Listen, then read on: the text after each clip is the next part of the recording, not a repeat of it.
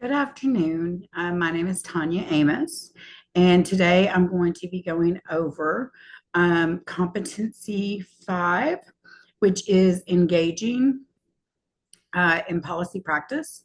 During my practicum, I've had quite a bit of experience with this. We always have new regulations, we always have new policies that are coming out. So we have to make sure that we are up to date on those policies and those regulations to ensure that we're providing client services.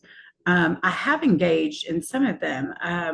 House Bill 248 was a bill that was signed in by Governor Andy Beshear in 2023, and it puts regulations for recovery housing.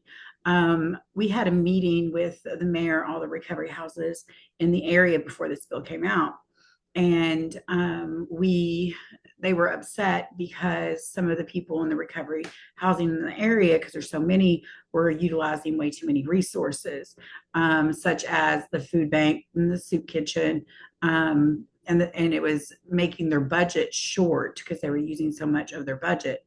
Well, me and my boss, we had a plan because we've been wanting to regulate the recovery houses here in this area because some of them are not up to par. Some of them are not doing it for the right reasons.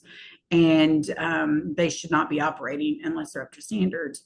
So we had been going to NAR, which is the National Association of Recovery Housing, since 2018, actually trying to get this established in Kentucky.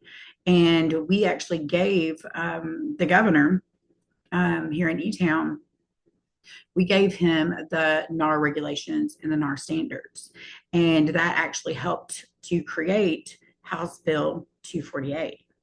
And I'm really pretty proud of that actually, because now there are regulations in recovery housing that helps to keep clients safe, and it helps to, make sure that they're providing the standard of care that the clients deserve. I kind of really enjoy engaging in policy practice. I also write policies at my place of employment. That way that we're able to make sure that we are following those policies and that the clients get the best care and service.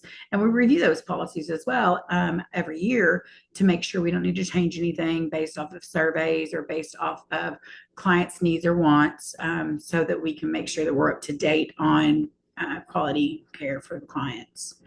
Let me see. I've already covered that. I also like to engage with reentry as well, which is an outside community meeting. And we discuss policies related to justice involved individuals and how that we could change them. Last year, they were able to change some policies and make it to where the inmates that were coming out were getting their IDs before they left, and they were paying for them. And I think that's amazing because it's very difficult for them to come out of incarceration with no ID, no social security card, no way to get around, none of those things. And I'm pretty proud that I was involved in that a little bit. Some of my strengths is I'm really good at being able to read through the policy and picking out where there's loopholes in them. Picking out where there might be some error in quality services or quality care. I'm really good at looking at the wording to make sure that what it says that we're doing, that we're actually doing. So that is one of my strengths. Engaging in policy practice is challenging all on its own. It is sometimes tedious. It is sometimes frustrating. So I've had experiences with that where I've been challenged with the frustration of trying to make something work and other people not liking the policy, I guess, or not wanting to implement it.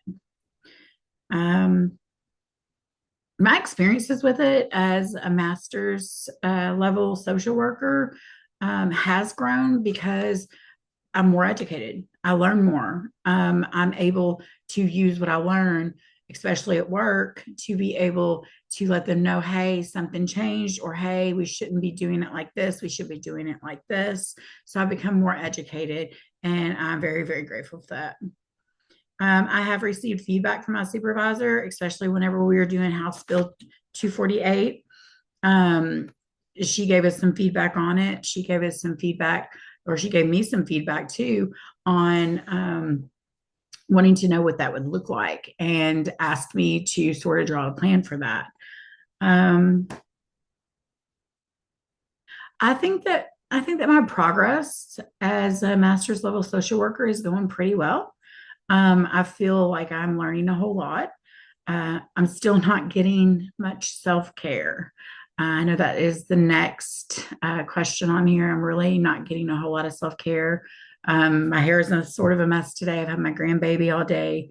I've been cleaning out my dad's house, which is hard. Um, but I'm still taking a little bit of time each night to read.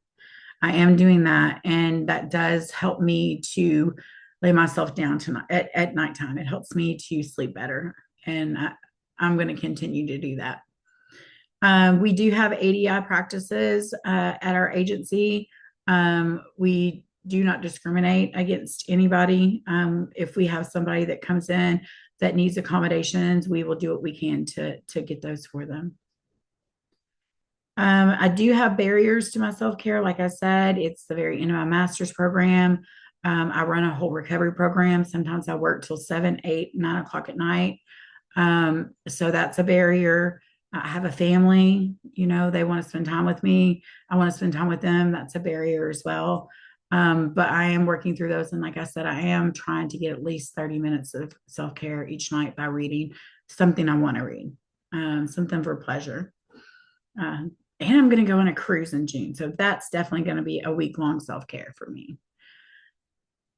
And I think I covered just about everything. I hope you have a good rest of your day. And thank you for listening. Bye.